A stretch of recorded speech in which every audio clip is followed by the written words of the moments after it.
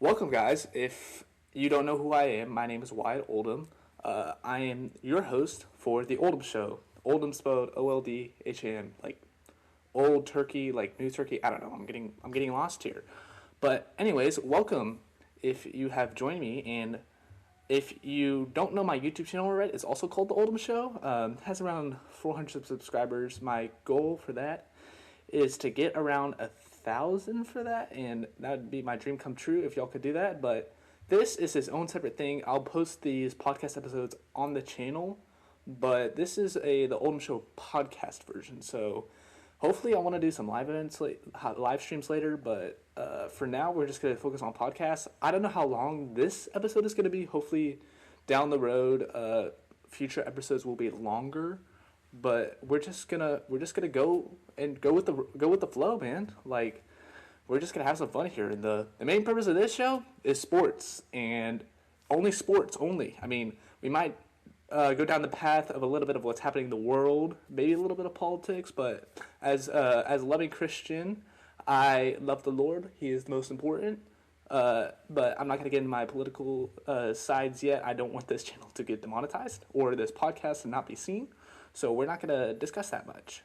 But yeah, the main reason here is for sports. I'm a junior in high school. I'm looking to the future of college. And I mean, I'm trying to get into the sports business. I want to do sports journalism, maybe get into sports business, but we're just going to see what happens. This is my own mini project, if you per se. But real quick before we get into the first segment of the entire show, I guess. I mean, it's only gonna be 1 second. It's about to be the Super Bowl because that's what everybody's talking about. I mean, I'm talking about it as well. It's gonna be a hype matchup. But we're gonna go ahead and get off the bat with the NFL of my favorite team. It's the Dallas Cowboys. I know. It's been kind of painful the last couple of years to see missed playoffs and blown out divisional and wild card losses. It has been kind of depressing, but we always say it's next year. I don't know. I'm just hoping we get to our conference championship game. But that covers the NFL. The MLB, I'm going to get a lot of hate for this. And if y'all don't already know this yet, but I'm a Houston Astros fan. I was born in Houston. All my mom's side is Astros fans, and I'm a diehard Astros fan. Like, you can even see the pillow behind me right here is an Astro pillow. But yeah, I'm a diehard. We should have made the playoffs last year. We honestly choked, but that's story time for later. But NBA team, Phoenix Suns. I lived in the Valley for over 6 years. I really kind of got on the train before the whole final thing, just because I didn't really have an NBA team. I mean, my dad loves the Spurs, but I'm not really from the San Antonio area, but I'm a Phoenix Suns fan. And then college, for now, I feel like for college teams, once you hit that certain age, like 18, or you're a senior in college, and you've already committed to a college that isn't your sport favorite team already, then I feel like you should be banned from doing it. But my favorite college team is the University of Texas, Hook 'em Horns. I will be a Longhorn fan for my final college football season before I head into college. UT, I don't plan on attending UT. It's not one of my top colleges, but Hook 'em Horns, Austin is kind of filthy, but Hook. Yeah, those are my main teams. So we're going to go ahead and talk about the NFL. Like, oh my goodness, it has been a crazy postseason already. I mean, we haven't even got to the Super Bowl yet, and we've already had peak games after peak games. And then we've had some games where we've just scratched our heads sometimes, We're going to go ahead and just quickly recap what has happened so far in the playoffs. I got my little notepad here, just a couple quick notes. Just for the wildcard round, what happened in the NFC, the Rams beat the Panthers 34-31. Remember, Bryce Young actually had a really good performance that game. He just couldn't get the job done at home, and the Rams outlasted them. And then the 49ers beat the Eagles. As a Cowboys fan, I'm glad to not see the Eagles get past the divisional round. That is a blessing from God. And then the Bears beat the Packers 31-27. Remember, Caleb Williams came back down, I think it was like 21 points or something. I don't remember at the top of my head, but it was insane. Caleb Williams put the team on his back, and they came all the way back. And then in the AFC side, you had the Bills beat the Jaguars. If Trevor Lawrence doesn't throw that interception to Jacoby Myers, I think the Bills don't even win this game personally. But they won 27-24 anyways. The Patriots beat the Chargers in a slugfest 16-3, and I didn't watch this game personally because I already thought the Patriots were going to win, but once I saw the score, I was like, "Ugh, that's disgusting." And then the Texans beat the Steelers 30-6, and probably Aaron Rodgers' last game in his career, last postseason game. Like, a bunch of storylines, but the Steelers ended up getting blown out because the Texas defense is insane, and C.J. Stroud can't play quarterback. At least right now, we need C.J. Stroud rookie year back. Okay, and then for the divisional rounds, we had the Broncos beating the Bills 33-30 at home. Controversial interception. Personally, I didn't think that was an interception. He was already down on the ground. That's my opinion.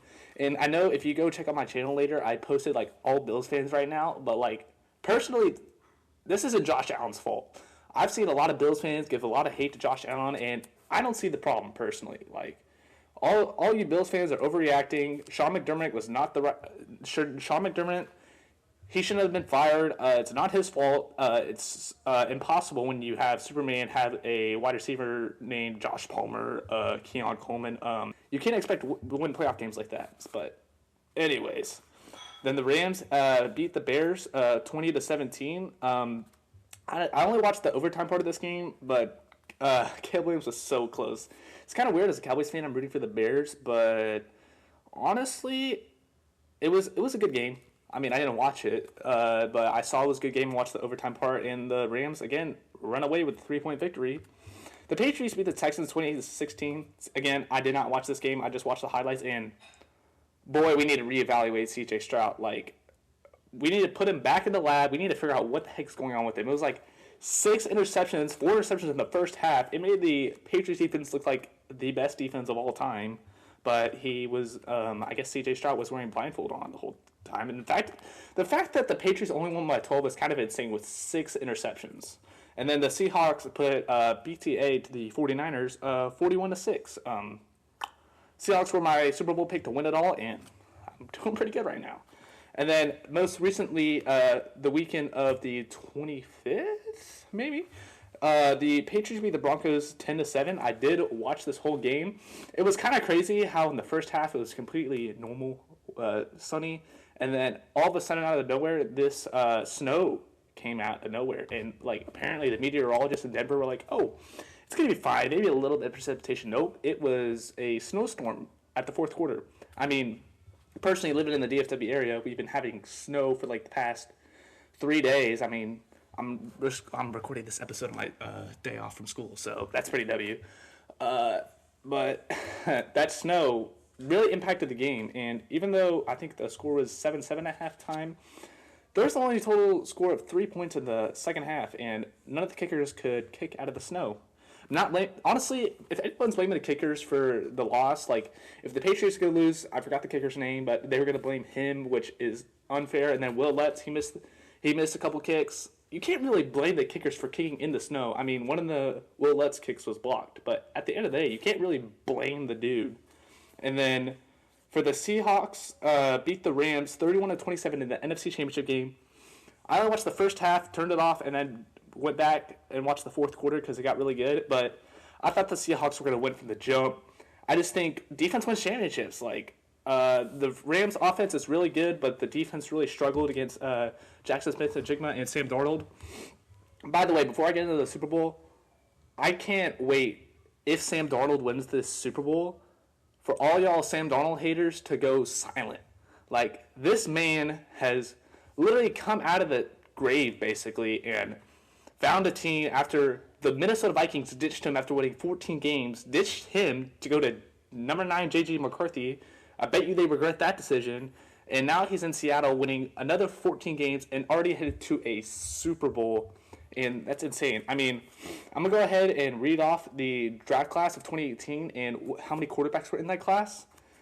Quarterbacks like Lamar Jackson, Josh Allen, Baker Mayfield.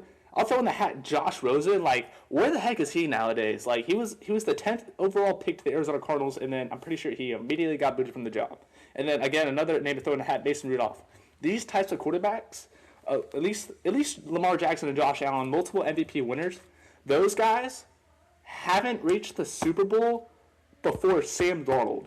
And if we were saying this 2 years ago, you would be calling me insane. But Sam Darnold has been proving the guy in Seattle. Again, he doesn't need to be this superstar quarterback that's throwing dots, running the ball. He just needs to be a average quarterback, and that's what he's been. He threw for over 300 yards and 3 touchdowns in the NFC Championship game. He didn't turn the ball over. Granted, he got sacked a couple times, but he did what he was supposed to do. He didn't make any mistakes, not any eye-opening mistakes.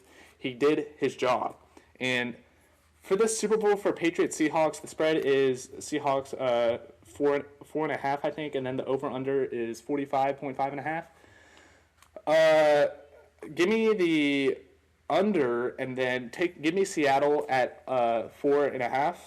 I think the Seahawks, I feel like they're going to win this game really easily. Again, it's going to be really entertaining, but the total offense, I have some stats here. The total offense for the New England's ranked 3rd and Seattle's ranked 8th. This is just the regular season. This isn't counting postseason.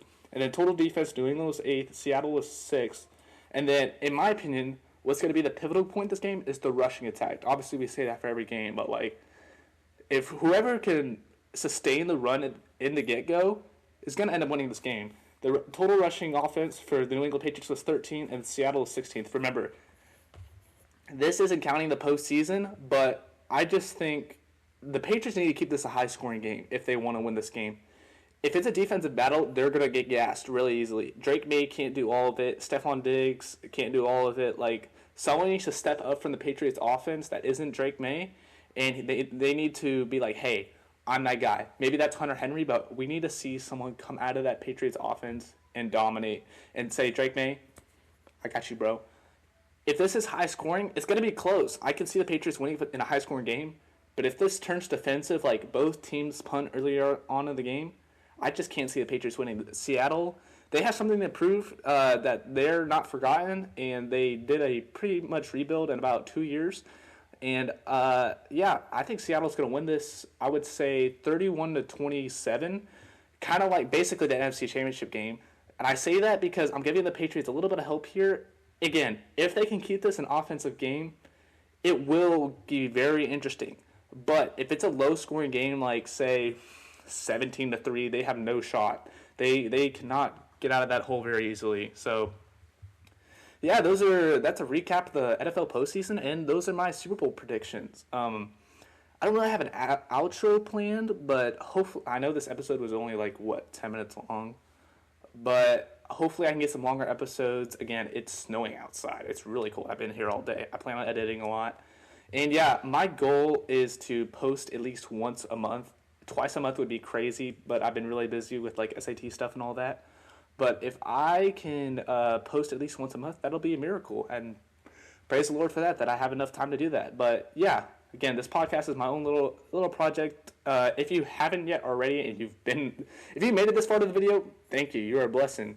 And then if you haven't subscribed already to the Oldham Show on YouTube, go ahead and do that, because if you're listening to this, I'm probably gonna post this video on the YouTube channel, and if you're watching this on YouTube, you need to subscribe right now. Again, my goal by the end of the year is to hit 1,000 subscribers. That would be amazing.